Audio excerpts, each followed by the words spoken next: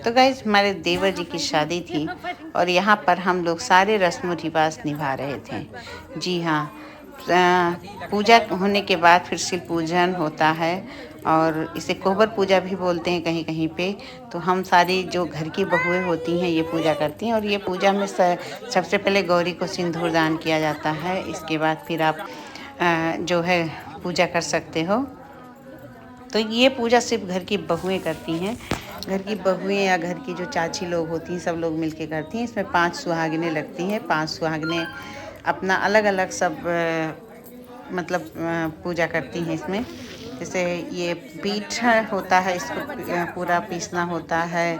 इसके बाद ये देवता को चढ़ता है। तो इसी तरह सारी बहुएं मिलकर उसको पहले पीसती हैं। फिर जो हमारी आंटी जी बैठी हैं वो पूजा कर रही थी, उन्होंने मंत्री पूजा किया था। तो वही ही देवताओं का भी पूजन कर उन्होंने ही किया था। तो ये बैठकर मैं पहले हमारी देवरानी कर रही थी, इसके बाद फिर मैंने किया। कहते हैं ना कि ये जब पूजा करो तो ये जो सिलबट्टे का पूजा होता है तो इसमें सिलबट्टे को छोड़ा नहीं जाता। उतनी देर आपको पकड़ के बैठना होता है जितनी देर आप मतलब ये पूजा होती है। इसके बाद इसको ले जाके देवता जी के पास रखा जाता है। तो मैंने किया, फिर हमारी देवरानी दीपा ने किया, फिर हमारी सबसे छोटी देवरानी ने किया। अरे सबसे छोटी आने वाली है अभी, जिनके लिए पूजा पाठ हो रहा है। तो उनसे भी छोटी देवरानी सौम्या हैं, तो उन्होंने भी किया। और बड़ी इनकी जेठानी मतलब मुझसे जो छोटी हैं ज्योति, सब ने ये पूजा किया था। और कहते हैं ना 5 सुहागिनें इसमें लगती हैं, वो घर की बहुएं ही होनी चाहिए, वो और कोई नहीं इसको कर सकता है। इसके बाद सब पूजा हो गया। इसके बाद तैयारी शुरू हुई हल्दी फंक्शन की। तो हल्दी फंक्शन में हम लोग मस्ती कर रहे थे। मैंने एंकरिंग की थी और मुझे ना फर्स्ट बार एंकरिंग करके बहुत अच्छा लगा। ये तो मैं बंदूक लेके खड़ी हूँ।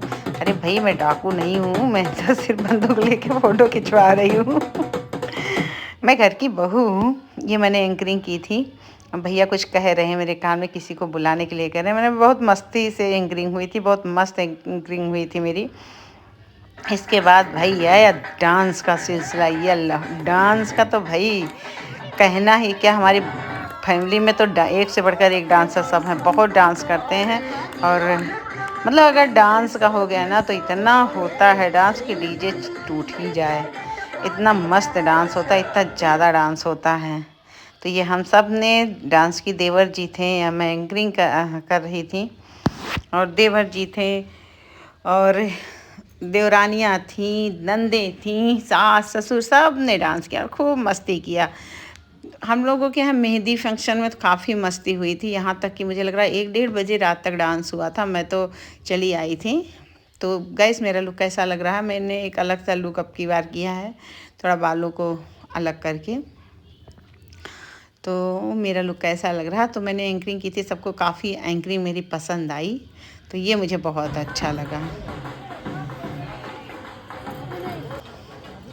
फिर भैया के दूल्हा बनने का टाइम आ गया, शादी वाले दिन की है ये। तो फिर भैया दूल्हा बने हुए थे, शेरवानी वगैरह पहन के तैयार हो गए थे, अपनी दुल्हन को लेने के लिए तैयार हो गए थे। तो गाइस ये टिकुली फेरा जा रहा है। हमारे यहाँ ना जीजा लोग टिकुली फेरते हैं, आप लोगों के यहाँ भी होता होगा ये रस्म। इसको टिकुली फेरना कहते हैं। तो ये जीजा लोग ये रस्म करते हैं। वैसे मैं अक्सर फूफा लोग करते हैं ये रस्म, पर हमारे यहाँ फूफा नहीं है तो फिर जीजा लोग करते हैं।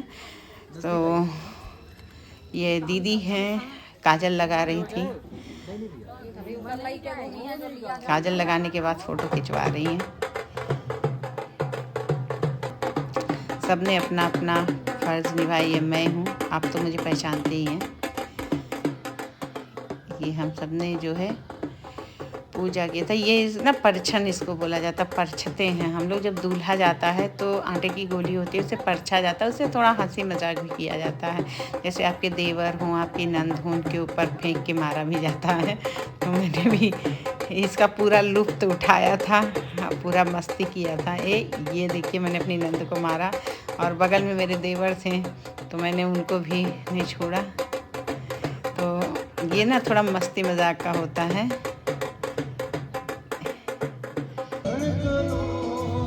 थोड़ा सा भी इसका मस्ती मजाक का होता है जब भी फंक्शन होता है। फिर इसके बाद हम लोग पहुंच गए थे शादी में। मेरी शादी का लुक कैसा लगा आप लोगों को ज़रूर बताइएगा कमेंट में। तो मैं यहाँ पर वीडियो बना रही थी और हमारी देवरानी आके हमारे बगल में बैठ गई। मज़ा आ रहा था। लगभग शादी में ना खूब मज़ा आता है, तो मज़ा आ रहा था। ये हमारे देवर जी की एंट्री हो रही है। देवरानी को लाने के लिए जा रहे हैं धीरे धीरे कदमों से। देवरानी को लेने जा रहे हैं। देवरानी आ चुकी थी तो उनको लेने जा रहे हैं। ये हैं हमारी देवरानी जी। देवर जी ने हाथ पकड़ के, जाहिर सी बात है हाथ पकड़ के ही लाएंगे। तो ये देवर देवरानी अपने मिरर रैंप पे वॉक करते हुए, दोनों ने एक दूसरे का हाथ थाम रखा है ताकि जन्म जन्म तक ये बंधन बंधा रहे। तो गाइस मज़ा आती है शादी ब्याह में, तो खूब धमा चौकड़ी होना बनता है। और जब देवर की शादी हो तो मस्ती और ज़्यादा हो जाती है भाभियों की, और मस्ती से सारे लोग जो है स्वागत करते हैं। तो ये देवर की एंट्री हो रही है। देवर की एंट्री के बाद फिर जयमाल होगा। जयमाल के बाद फिर हम लोगों की थोड़ी सी मस्ती होगी, फिर शादी होगी। यही होता ही है शादियों में। शादी आजकल ना शादियों में मस्ती बहुत होने लगी है। और ये देवर देवरानी जा रहे हैं। गाने तो जेंट्स लोग गा रहे थे, तो मुझे लगा कि नहीं ये कॉपीराइट नहीं आना चाहिए, पर मैंने कहीं कहीं पे आवाज़ म्यूट कर दिया है। और मुझे लगता है कि मुझे आवाज़ देना चाहिए था, लेकिन डर भी लगता है कॉपीराइट का। तो गाइस ये हो गई एंट्री देवर देवरानी की। और इसके बाद ये लोग स्टेज पे आ गए, जहाँ पर शुरू हुआ जयमाला। श्री रघुवर को पहनाओ जयमाला। ये अजीब सी घड़ी होती है ना, जब सारे लोगों की नज़र दूल्हा दुल्हन पर टिकी रहती है, जहाँ पर लड़कियां शर्माती भी हैं और वहाँ पर ना डर भी लगता है थोड़ा सा। तो यहाँ पर जयमाला हुआ और इसके बाद जयमाला के बाद सबने आशीर्वाद दिया बहू को और देवर जी को। सबने आशीर्वाद दिया। दोनों ने एक दूसरे को जयमाला पहनाया और एक दूसरे को नमस्कार किया। सच्ची बात तो यही है फ्रेंड्स कि आप अगर अपने पत्नी की इज्जत करते हैं, अपने पति की इज्जत करते हैं, तो गृहस्थी तो वहीं से सही चलती है। तो इसमें कोई बुराई नहीं कि आप दोनों एक दूसरे को नमस्कार करके वचन दो कि हाँ हम दोनों सदा एक दूसरे की इज्जत करते रहेंगे। तो ज़िंदगी का सार ही यही है। पति पत्नी अगर आपस में एक दूसरे सहमति से एक दूसरे की इज्जत करते हैं और सहमति से रहते हैं, तो वो ज़िंदगी सबसे बेस्ट होती है। हम लोग वीडियो बना रहे थे खड़े होके, वहीं पे चारों तरफ से उड़ रहे थे, क्या कहते हैं वो जो जलाते हैं दगाते भांजी है। तो मैं खड़ी होकर वीडियो बना रही थी। जयमाला हो रहा था और मैं वीडियो बना रही थी, क्योंकि मेरा मन होता है कि मैं एक एक मोमेंट को संजो के रखूं। तो मेरा ये थोड़ी सी मेरी आदत कहिए, चाहे अच्छी कहिए या बुरी कहिए, तो मैं अपने ना एक एक मोमेंट को संजो कर रखना चाहती हूँ। इसलिए नहीं कि कल नहीं रहूँगी तो लोग देखेंगे, जी इसलिए क्योंकि जब मेरा मन हो तब मैं देखूँ। और मैं जब भी कोई वीडियो बनाती हूँ ना, मैं किसी के लिए नहीं बनाती हूँ, मैं अपने लिए बनाती हूँ। मुझे बहुत पसंद है वीडियो बनाना। तो ये हम देवरानी हमारी हैं और मैं हूँ। हम लोग खड़े हुए थे वहाँ पे जयमाल स्टेज पे। ये नंद हैं हमारी। सब लोगों की मस्ती चल रही थी। शादी ब्याह में तो मस्ती। फिर भैया वक्त आया पेट पूजा का। इसके बिना तो सारा, चाहे जो भी हो, इसके बिना तो सब बेकार है। तो पेट पूजा तो हम लोगों ने अच्छे से की। हम लोगों के लिए मेज़ वगैरह लगा हुआ था। आखिर बाराती थे हम लोग, तो बारातियों का तो स्वागत ज़ोर से तो होता ही है। तो हम लोगों ने बढ़िया आराम से खाना खाया। खाने का तो मत पूछो, खाना बहुत टेस्टी था। खाना हम लोगों ने खाया मस्ती में। इसके बाद उधर आशीर्वाद चल रहा था, इधर हम लोगों ने पहले पेट पूजा किया और अपने नाती से बोला भैया एक वीडियो ज़रा यहाँ की भी बना लो, क्योंकि हम लोग खाना खा रहे हैं तो उसकी भी वीडियो बना लो। सब लोग जुटे हुए हैं खाने पे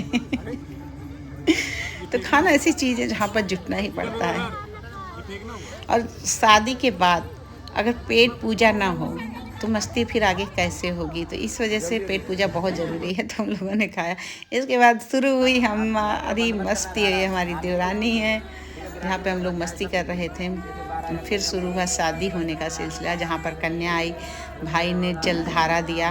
कहते हैं ना कि जो है भाई अपनी बहन को वचन देता है कि जैसे मैं इस जलधारा को नहीं टूटने दे रहा हूँ, वैसे ही मैं अपना रिश्ता हमेशा बरकरार रखूँगा। फिर शादी की रस्में सारी हो रही थी, हम लोग जग रहे थे, सब शादी एंजॉय कर रहे थे। काफ़ी पंडित जी के मंत्रोच्चारण चल रहे थे। चाची, चाचा, मम्मी, पापा सबने जो है पाव पूजन किया और इसके बाद फिर गांठ बांधी गई। फिर कन्या और वर दोनों जो है दोनों के फेरे की तैयारी हो रही थी। जी हाँ, ये पेटुका बांधा रहता है लड़की को, कमर में तब तक बांधा रहता है जब तक कि वो फेरे के लिए न तैयार हो जाए। तो पूजा पाठ जो भी हुई उसके बाद फिर